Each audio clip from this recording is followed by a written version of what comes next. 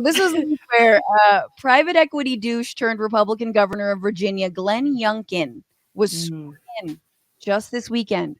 And he immediately introduced 11 executive orders. First executive order, abolish critical race theory from schools.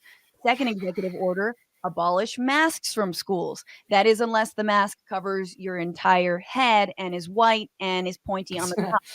In that case, the second executive order in order to enforce the first one.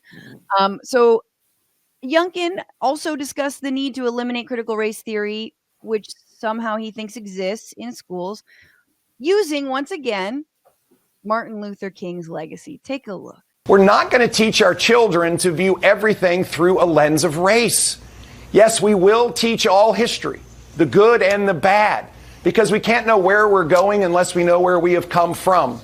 But to actually teach our children that one group is advantaged and another is disadvantaged simply because of the color of their skin cuts across everything we know to be true. And the immortal words of Dr. Martin Luther King ring in our ears that we must judge one another by the content of our character and not the color of our skin. But this is what will be the founding principle of our executive order, what we're going to do in Virginia schools. Wow. Wow. An educator. He must be. Yeah, no, we're going to teach history.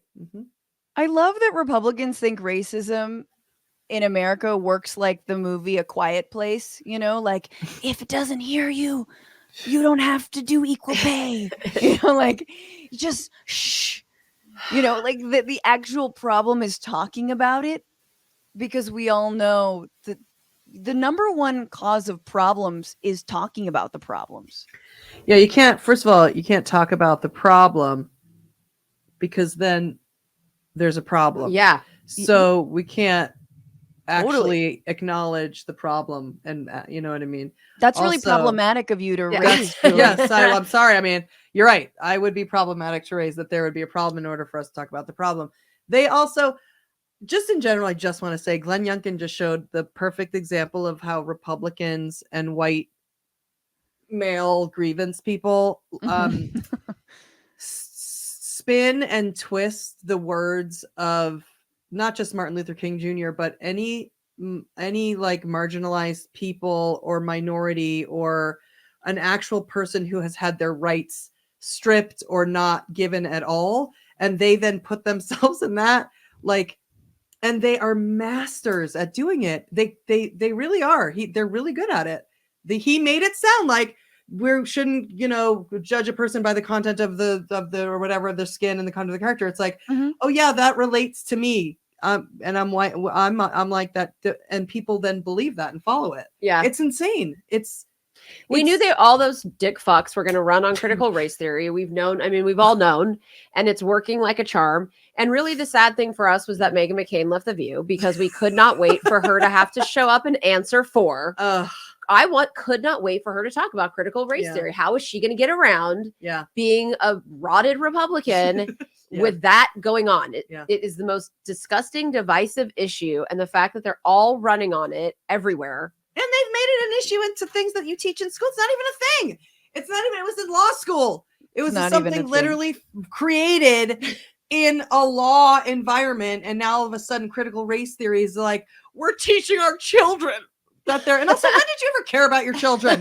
Yeah, you hate your children. About your children. You want them to die. You want them to be hospitalized with COVID. Give me a break. And kill your parents. No, seriously. Meghan McCain, first of all, would have definitely handled that fine. She would have just, just pull up the weird, like My Little Pony hairstyle, a little harder, a little tighter. She would probably do that. Meghan McCain would talk about how critical race theory is a problem in white cornrows. Like, I have no doubt. Like, she, just in the same breath. Yes. And that's why we love Meghan McCain. Yes. That's why we miss and love honestly, Meghan McCain. I can't even watch The View now. I mean, that's really the news of the week. Glenn Youngkin should have gone on and been like, sorry, you can't watch The View anymore, everybody. I'm real sorry about it. I do feel like the irony of all this is that with the critical race theory stuff is like, they all just kind of need critical race theory to solve their problem. Like, if they only had a little bit more CRT, maybe they wouldn't be so afraid of CRT, because the whole thing is the idea that like individual people are racist, and the right still don't get that, like, look, it's not that, someone is judging you by the color of their skin or by your skin. It's because you actually pay a judge to judge people. Like the judges in this country, the justices do that for you. It's structural, it's not individual. They think it's like, Right. yeah. Right. And there do think there's a way. And if they wanted to make critical race theory like critical race theory law, critical race theory elementary school, I think there is truly a way to do it, to teach. It'd be the same thing as teaching boys not to rape. Like it's teaching your place, your who you are, what your role has been in history and is now, how you can be seen, what is your responsibility as a white person. These things have been burdened on you, even if you're a 5-year-old and you didn't mean for it to happen, whatever. It's still part of the structure. Right. So how are we going to work differently? You're not trying to be better or less than anyone else, but let's start seeing each other within the structure of which we've been created. Yeah.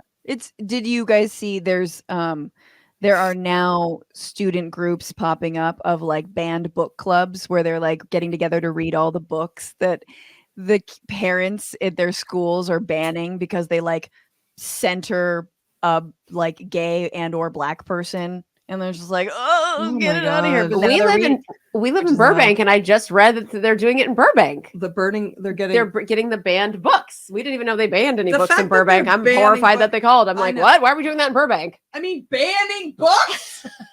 Yeah. Like, where are we? Where are we? Banning books. Where the fuck are we? I thought they haven't.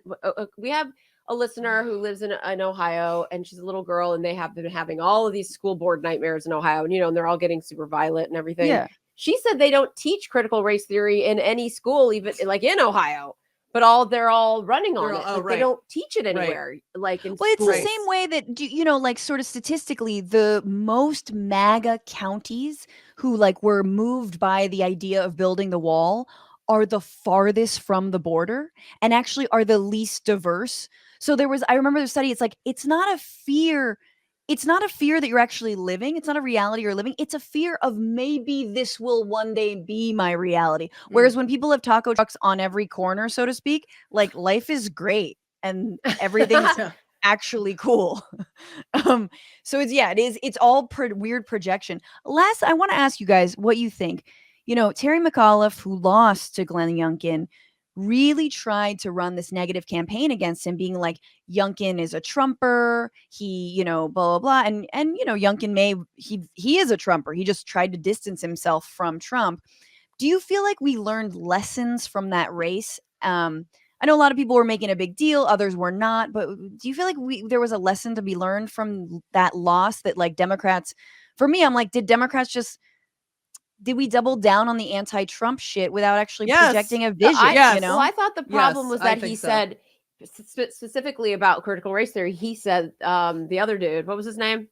McAuliffe. Yeah. I thought he said, we're not going to have parents coming in telling our teachers what they can teach. And I thought that was where everyone else, I mean, I didn't care. I mean, I just don't care. But everyone else was like, that's where it all fell apart. Like, you're not going to tell me what I'm teaching my children. I mean, even Democratic parents were like, yeah, no, that's exactly what I actually want to do. Right. Well, that's what the parents are involved with, whatever. Oh, God, the pandemic really ruined parents. I mean, with all due to all the parents out there.